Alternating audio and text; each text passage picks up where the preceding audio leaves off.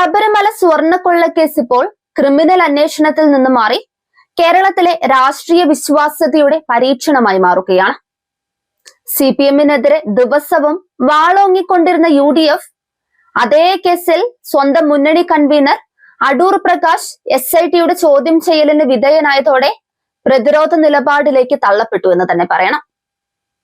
ആരോപണങ്ങളെല്ലാം രാഷ്ട്രീയ പ്രേരിതമെന്ന് പറഞ്ഞാലും ഫോട്ടോകളും മൊഴികളിലെ വൈരുദ്ധ്യങ്ങളും UDF-ന് ഒട്ടും അനുകൂലമല്ലെന്ന് വ്യക്തമാക്കുന്ന ചിത്രമാണ് പുറത്തുവരുന്നത്. CPM-നെതിരെ ഉയർത്തിയ അതേ മാനദണ്ഡത്തിൽ തന്നെ UDF സ്വന്തം നേതാക്കളെ പരിശോധിക്കാൻ തയ്യാറാണോ എന്ന ചോദ്യവും UDF നേരിടേണ്ടതുണ്ട്.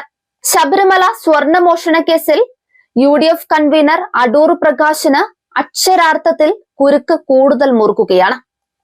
ഒന്നാം പ്രതിയായ ഉണ്ണികൃഷ്ണൻ പോറ്റിയുമായി സാമ്പത്തിക ഇടപാടുകൾ ഉണ്ടായിരുന്നെന്ന സൂചനയുടെ അടിസ്ഥാനത്തിലാണ് SIT അദ്ദേഹത്തെ മണിക്കൂറുകൾ നീണ്ട ചോദ്യം ചെയ്യലിന് വിധേയനാക്കിയത്. എന്നാൽ പോറ്റിയുമായി യാതൊരു സാമ്പത്തിക ഇടപാടുകളും ഇല്ലെന്നാണ് അടൂർ പ്രകാശിന്റെ മൊഴി. പോറ്റിയെ ബംഗളൂരുവിലും വീട്ടിലും കണ്ടിട്ടുണ്ടെന്ന് സമ്മതിച്ച അദ്ദേഹം ഈ കൂടിക്കാഴ്ചകളെല്ലാം പോറ്റിയുടെ ക്ഷണപ്രകാരമായിരുന്നുവെന്നാണ് പറയുന്നത്. ഡൽഹിയിലേക്കുള്ള യാത്രയും ക്ഷണത്തെ തുടർന്ന് തന്നെയാണെന്ന് പറഞ്ഞെങ്കിലും ഈ കൂടിക്കാഴ്ചകളുടെ തീയതികൾ കൃത്യമായി ഓർമ്മയില്ലെന്ന അടൂർ പ്രകാശിന്റെ മൊഴി അന്വേഷണ സംഘത്തെ കൂടുതൽ സംശയിക്കാൻ ഇടയാക്കുന്നതാണ്. സാമ്പത്തിക ഇടപാടുകളുമായി ബന്ധപ്പെട്ട ചില നിർണായക രേഖകൾ SIT ശേഖരിച്ചിട്ടുണ്ടെന്ന സൂചനയും പുറത്തു വരുന്നുണ്ട്. മൊഴി പരിശോധിച്ച ശേഷം വീണ്ടും ചോദ്യം ചെയ്യാൻ വിളിപ്പിക്കാനുള്ള സാധ്യതയും അന്വേഷണ സംഘം തള്ളിക്കളയുന്നില്ല. ഇതോടൊപ്പം തന്നെ അടൂർ പ്രകാശിനെ ചോദ്യം ചെയ്തതിന് പിന്നാലെ ഉണ്ണികൃഷ്ണൻ പോറ്റിയെയും വീണ്ടും ചോദ്യം ചെയ്തു. മുൻ ദേവസ്വം മന്ത്രി കടകംപള്ളി സുരേന്ദ്രനെയും വീണ്ടും വിളിപ്പിക്കാനുള്ള സാധ്യത ഉയരുന്നുണ്ട്. അന്വേഷണ പുരോഗതി റിപ്പോർട്ട് തിങ്കളാഴ്ച കോടതിയിൽ സമർപ്പിക്കും. VSSC-യുടെ അന്തിമ ശാസ്ത്രീയ പരിശോധനാ ഫലം ലഭിച്ചാൽ ഉടൻ കുറ്റപത്രം സമർപ്പിക്കാനാണ് നീക്കം.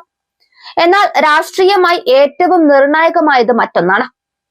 പോറ്റിയുമായി എടുത്ത ഫോട്ടോകൾ പുറത്തു വന്നതോടെയാണ് ചോദ്യം ചെയ്യൽ ശക്തമായത്.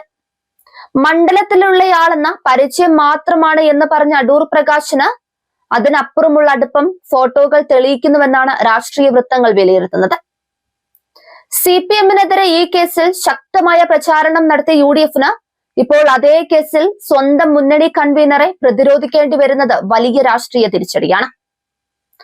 മുഖ്യമന്ത്രിയെയും ചോദ്യം ചെയ്യണമെന്നാവശ്യപ്പെട്ട് കോൺഗ്രസ് നേതാക്കൾ സ്വരം കടുപ്പിച്ചെങ്കിലും SIT ചോദ്യം ചെയ്തതോടെ പ്രതിരോധത്തിന്റെ ഭാരമാണ് UDF-ന് മേൽ വീണത്. സോണിയാഗാന്ധിക്കൊപ്പമുള്ള പോറ്റിയുടെ ഫോട്ടോ ഉയർത്തി മുഖ്യമന്ത്രി നേരത്തെ നടത്തിയ പ്രചാരണത്തിന് പിന്നാലെയാണ് UDF കൺവീനർ ചോദ്യം ചെയ്യപ്പെടുന്നത് എന്നതും രാഷ്ട്രീയ ചർച്ചകൾക്ക് വഴിയൊരുക്കുന്നുണ്ട്. അന്വേഷണത്തിൽ രാഷ്ട്രീയ ഇടപെടലുണ്ടെന്നാണ് അടൂർ പ്രകാശിന്റെ ആരോപണം. എന്നാൽ അന്വേഷണ സംഘം ശേഖരിച്ച രേഖകളും മൊഴികളിലെ വൈരുദ്ധ്യങ്ങളും ചേർന്ന് ഈ കേസിൽ UDF പൂർണ്ണമായും പ്രതിരോധത്തിലാകുകയാണ്. ഇരു മുന്നണികളും പരസ്പരം ആരോപണങ്ങൾ ഉന്നയിക്കുമ്പോൾ BJP-യും അവസരം പ്രയോജനപ്പെടുത്തി ഇരുവർക്കുമെതിരെ ആക്രമണം ശക്തമാക്കുകയാണ്. ശബരിമല സ്വർണ്ണക്കൊള്ളക്കേസിൽ ഇനി അന്വേഷണം മാത്രമല്ല, രാഷ്ട്രീയ വിശ്വാസ്യതയും വിചാരണയ്ക്ക് വിധേയമാക്കുകയാണ്. CPM-നെതിരെ ഉയർത്തിയ അതേ ചോദ്യം ഇപ്പോൾ UDF-ന്റെ വാതിൽക്കൽ എത്തി നിൽക്കുകയാണ്. പോറ്റിയുമായുള്ള ബന്ധം വെറും പരിചയമാണോ അതോ അതിനപ്പുറം എന്തെങ്കിലും ഉണ്ടോ?